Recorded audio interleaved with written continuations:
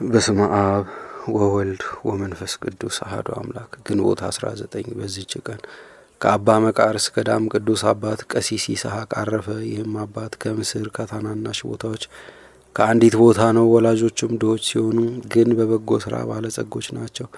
አረጋውያን መነኮሳትም የእጅ ስራቸውን ሊሸጡ ወደ ምስር በሄዱ ጊዜ ተከትሏቸው ወደ አስቄጥስ ገዳም መጥቶ ሲያገለግላቸው ኖረ። በቀንበራቸውም ተጠምዶ ታላቅ ተጋድሎን ተጋደለ። በዘመኑም ሁሉ ከቶ ምንም ጥሪት አላደረገም።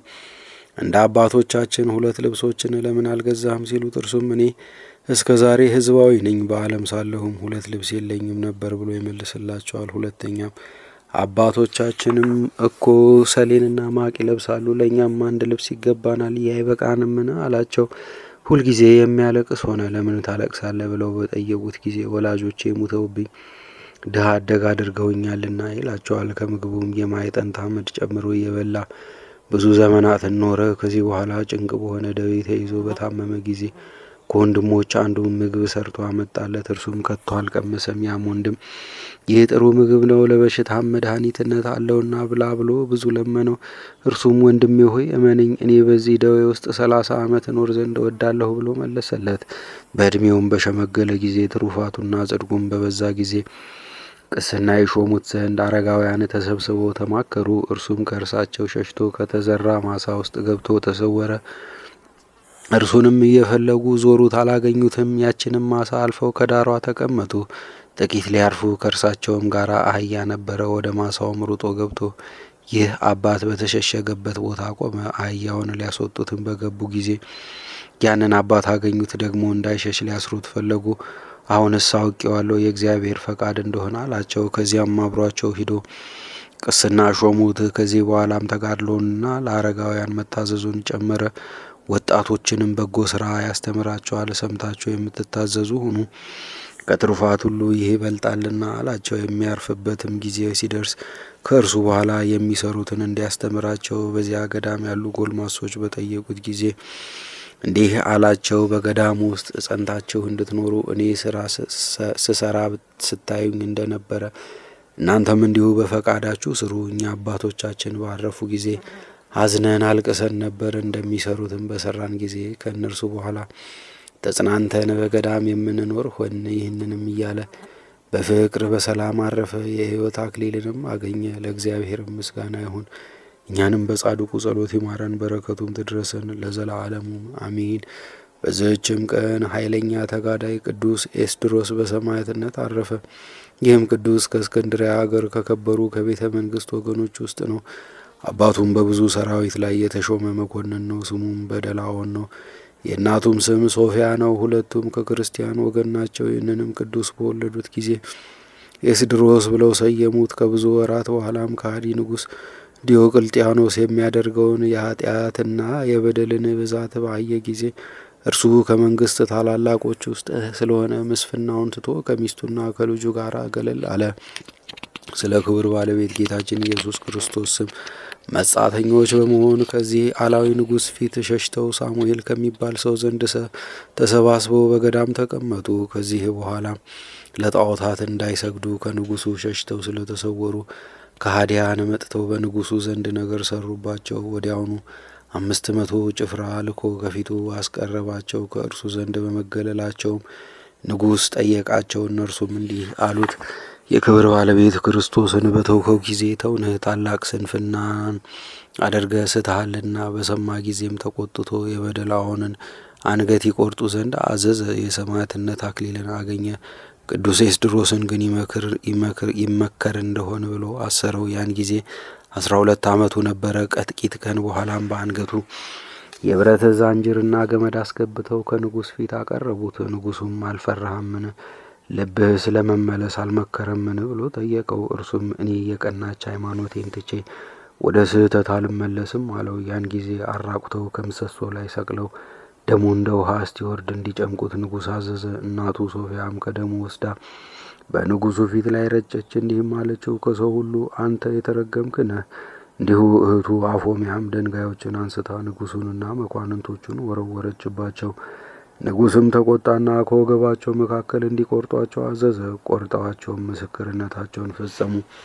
አክሊልንም አገኙ። ቅዱስ ኤስድሮስም ተሰቅሎ ሳለ በእናቱና በእህቱ ላይ የሆነውን ይመለከት ነበረ። በወገቡም ላይ የእሳት ፍም ደፉበት።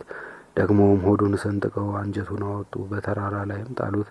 የሰማይ ወፎችና የዱር አራዊት አልቀረቡትም። መድኃኒታችንም ከሞት አስነስቶ እንደ ቀድሞ ሕያው አደረገው። ከዚያም ሄዶ በንጉሡ ፊት ቆመ። ንጉሡም ከብረት አልጋ ላይ አውጥተው ከበታቹ እሳትን እንዲያነዱ አዘዘ። ሁለተኛም በብረት ላይ አስተኝተው አንጀቱ እስኪፈስ ድረስ ፈጩት። ከዚህም መድኃኒታችን አስነሳው። ደግሞም ሁለተኛ ከ800 ነፍስ ጋር ሰቀሉት። ያን ጊዜ መድኃኒታችን አድኖ አስነሳው። ንጉሡም አይቶ በበሬ ቅርጽ በተሰራ ብረት ውስጥ አስረው በላዩም ድኝና ዝፍት ጨምረው ከበታቹ እሳት እንዲያነዱ አዘዘ። ከጥቂት ቀን በኋላ ራሱን እንዲቆርጡ ታዞ ቆረጡት። ያን ጊዜም ጌታችን ከሞት አነሳው። እነሆ ሲያስነሳው ሶስተኛው ነው። ደግሞ ከዚህ በኋላ እጅግ ከባድ የሆነ ደንጊያ በአንገቱ አስረው ወደ ባህር ጣሉት። ወዲያውኑ የመላእክት አለቃ ቅዱስ ሚካኤል አውጥቶ ከንጉሡ ፊት አደረሰው። ንጉሡም በከተማ መካከል እንዲሰቅሉ ታዘዘ። እንደዚህም ተሰቅሎ ሞተ። የክብር ባለቤት ጌታችንም አስነሳው። ይህም ሲያስነሳው 4ተኛ ጊዜ ነው። ከዚህም ለአንበሶች ጣሉት። እግዚአብሔርም ነቢይ ዳንኤልን እንዳዳነ አዳነው። ከዚህም በኋላ በየጥቂቱ ቆራርጠውን እንዲከትፉትና በእንቅብ ሰብስበው ወደ ባህር እንዲጥሉ ታዘዘ። አሽከሮቹም እንዲሁ አደረጉ። ያን ጊዜም የክብር ባለቤት ጌታችን ከሚካኤልና ከገብርኤል ጋር መጥቶ በባህሩ ዳር ቆመ። ከዚያም አውጥቶ አስነሳው ያለምንም ጉዳት። ይህም ከሞት ሲያስነሳው 5ተኛ ነው። ንጉሡም ባፈረና የሚያደርገውም በተሳነው ጊዜ ከወገኖቹ ጋር ተማክሮ በዚያ ያሰቃዩት ዘንድ እጅና እግሩን አስሮ ወደ ሰሎንቅያ ሀገር ላከው። የሰሎንቅያ ሀገረ ገዥም አስቀድሞ ስለሚያውቀው ከቅዱስ ኤስድሮስ ጋር ቸርነትን ርኅራኄን አደረገ። ንጉሡም ሰምቶ ተቆጣ። ያንን መኮንንም እንዲያመጡ ታዘዘ። ቅዱስ ኤስድሮስንም ወደ እርሱ መልሶ በእስር ቤት በረሃብና በጽም አኖረው። ቅዱሱም በእስራቱ መጠን ታላላቅ ድንቆች ተአምራትን እያደረገ በሽተኞችን ሁሉ አዳነ። በዚህችም በግንቦት 19 ቀን በ6 ሰዓት ከከተማ ውጭ እንዲሰቅሉት ንጉሥ አዘዘ። አየርም መላእክትን ተመላች። የክብር ባለቤት ጌታችን ኢየሱስ ክርስቶስም ብዙዎች ቃል ኪዳኖችን ከእርሱ ጋር አደረገ። ያን ጊዜም ነፍሱን አሳለፈ። በማይጠፋ መንግሥተ ሰማያትም የሰማዕትነት አክሊላትን ተቀበለ። በተጋድሎ የኖረባቸውም 12 ዓመቶች ናቸው። ለእግዚአብሔርም ምስጋና ይሁን፣ እኛንም በአማላጅነቱ ይማረን፣ በረከቱም ከእኛ ጋር ትኑር ለዘላለሙም አሜን። በዚችም ቀን ከቅዱስ ኤስድሮስ ጋር 805,007 ሰዎች በሰማዕትነት ሞቱ። በረከታቸውም ትድረሰን ለዘላለሙም አሜን። በዚችም ዕለት የዓለም ብርሃን የሆነ አባ ዮሴፍ አረፈ። ይህም ቅዱስ ያዩትና የሰሙት እስቲያደንቁት ድረስ በአባቱ ቤት ሳለ የዚህን ዓለም ጥበብ ሁሉ ተማረ። የቤተ ክርስቲያንንም መጻሕፍት ተረጎመ። ከዚህም በኋላ ዲቁና ሾሙት። የነፍሱንም ድህነት እግዚአብሔር በወደደ ጊዜ ብርሃናዊ መልአኩን ሚካኤልን ላከለትና ዮሴፍ ሆይ ይህን ኃላፊውን ዓለም ትወደዋለህን? አስጸያፊ አይደለምን? በውስጡም ያለው ሁሉ አለው። ከዚያችም ጊዜ ጀምሮ እርሱ የመረጠውን መንገድ ይመራው ዘንድ እግዚአብሔርን እየለመነ ጾምና ጸሎትን ጀመረ። ከወለቃ አውራጃም ስሙ አባ ዘካርያስ የሚባል ነበረ። እርሱም ለዮሴፍ ዘመዱ የሆነ በጭልታም ዮሴፍን ወስዶ የምንኩስና ልብስ አለበሰው። ወደ ትግራይ ምድርም ወሰደውና በዚያ ተግባረ እድ ለምንኩስና ስራ የሚገባ ጽሕፈትን ስፌትን ተማረ። ከዚህም በኋላ ወደ በረሃ ዱር ገብተው የእንጨት ፍሬ እየበሉ ከዝሆኖች ከአንበሶችና ከዘንዶች እየተፈተኑ በየአይነቱ በሆነ ተጋድሎ በመድከም ኖሩ። በጽድቃቸውም ኃይል ብዙ ተአምራትን አደረጉ። አባ ናትናኤልም የጋለ ምንቸት በመሃል እጁ ይዞ በመነኮሳቱ ፊት ዞረ። አባ ዮሴፍም የሚያበስሉበት ማሰሮ በተሰበረ ጊዜ ወጡ ሳይፈስ አገናኝቶ እንደ ቀድሞ አደረገው። ገብርኄርም ሕዝባዊ ሲሆን በሞተ ጊዜ ሊያጠምቁት ሲሉ ጌታ ኢየሱስ ክርስቶስ ኤጲስቆጶስነት ሾሞኛልና እኔ በእጄ አጠምቃችኋለሁ አላቸው። እሊህም ቅዱሳን የትሩፋታቸውንና የጽድቃቸውን ያማረ ስራቸውን አሳዩ። ከዚህም በኋላ አባ ዮሴፍን ወደ ጳጳስ ወሰዱትና ቅስና ተሾመ። አባ ዘካርያስም ባረፈ ጊዜ አባ ዮሴፍ ወደ ሌላ ገዳም ሂዶ ሳይቀመጥ ቆሞ 40 መዓልት 40 ሌሊት ጾመ። ከድካም ጽናትም በወደቀ ጊዜ ቅዱስ ሚካኤል መጥቶ አነሳው። ሁለተኛም ከገዳል አፋፍ እጁን ዘርግቶ ሳይሰበስብ 40 ቀን 40 ሌሊት ቆመ። ሰይጣንም መጥቶ ወደ ቆላ ወረወረው። የመላእክት አለቃ ቅዱስ ሚካኤልም ተቀብሎ ወደ መቆሚያው መለሰው። ደግሞም ከደንጊያ ዋሻ ውስጥ ገብቶ 40 ቀን 40 ሌሊት ያለ መብልና ያለ መጠጥ ኖረ። ሰይጣናትም ወደ እርሱ እየመጡ በየራሳቸው ምትሃት በማሳየት ያስፈራሩት ነበረ። መላእክትም ያበረቱትና ያጸኑታል። ናላው በአፍንጫው እስኪፈስ ድረስ በየእልፍ እልፍ እየሰገደ ኖረ።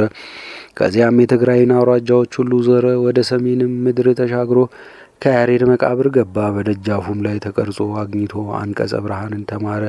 ሲመለስም ሽፍቶች አግኝተውት በደንጊያ ወገሩት፣ በበትርም ደበደቡት፣ በጦርም ወግተው ጥለውት ሄዱ። አምላክን የወለደች እመቤታችን ቅድስት ድንግል ማርያም ወደ እርሱ መጥታ አዳነችው። አንዲት ቀንም የሴት በድን አግኝቶ በላይዋ ባማተበ ጊዜ ተነሳች። ወደ ኢየሩሳሌምም 3 ጊዜ ሄዶ ከከበሩ ቦታዎች ተባርኳል። ወደ አባቶቻችን ሐዋርያት መቃብርም እስከ ሀገረ ባርቶስና ህንደኬ ደረሰ። ውሃው ከመላበት ወንዝም በሚደርስ ጊዜ በላዩ አማትቦ እንደ የብስ በእግሩ እየረገጠ ይሻገረዋል። አንበሶችና ነብሮች ይከተሉታል። ምግብ ባጡ ጊዜ ደንጊያውን ባርኮ ስጋ አድርጎ ይሰጣቸዋል። ከዚህ በኋላም ወደ አባታችን ተክለ ሃይማኖት ገዳም ደብረ ሊባኖስ ሄደ። ከአባት ወልደ መድኅንም እጅ አስኬማ ተቀበለ። አባት ወልደ መድኅንም ሊፈትነው ወዶ 7 የጽድ ቅርንጫፍ ሰብሮ ትከለው ብሎ ሰጠው። በተከላቸውም ጊዜ ወዲያውኑ በቅለው አደጉ። እስከ ዛሬም አሉ። ብዙዎችም ወደ እርሱ መጥተው በእርሱ እጅ መነኮሱ። በእግዚአብሔር አብና አምላክን በወለደች በእመቤታችን ቅድስት ድንግል ማርያም ስም ባነጻቸው አብያተ ክርስቲያናት በአንድነት ኖሩ። በአንዲት ዕለትም እመቤታችን ቅድስት ድንግል ማርያም ዕጣንን ሰጠችውና ከ24ቱ ካህናተ ሰማይ ጋር የአሸናፊ እግዚአብሔርን መንበር አጠነ። ብዙ ጊዜም ወደ እርሱ ሐዋርያት እየመጡ ይባርኩታል።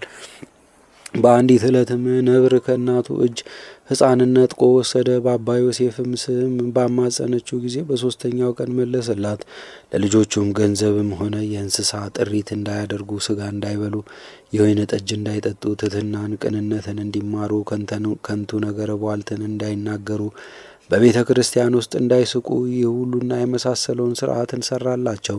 ከዚህ በኋላም ሩጫውን በፈጸመ ጊዜ በሰላም በፍቅር አረፈ። ደብረ ታቦር ብሎ በሰየማት ቤተ ክርስቲያንም ተቀበረ። ከእርሱም ቁጥር የሌላቸው ድንቆች ታምራት ተገለጡ። ለእግዚአብሔር ምስጋና ይሁን፣ እኛንም በዚህ ጻድቅ ጸሎት ይማረን፣ በረከቱም ከእኛ ጋር ትኑር ለዘላለሙም አሜን። በዚችም ዕለት የከበረ አባት አባ አብየ እግዚእ መታሰቢያው ነው። በረከቱም ከእኛ ጋር ለዘላለሙ ትኑር አሜን።